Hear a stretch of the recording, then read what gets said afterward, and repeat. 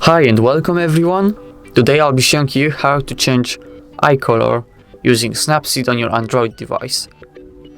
So let's open Snapseed and open a photo that we'll be editing today. We'll be using this eye picture right there.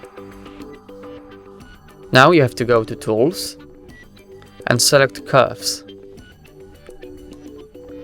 Now let's say we would like to change the eye color to green. In this case, we have to click on this icon to the left and choose green. Now we have to play a little with the curves itself until the eye is green. Yeah, I think that's enough.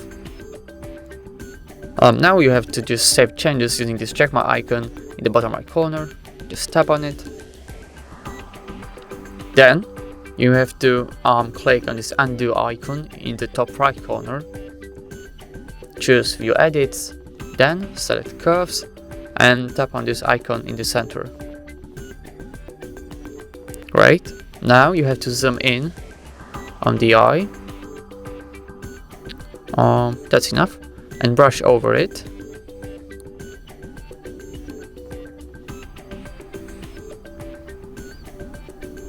Great. Now you have to zoom in a little more.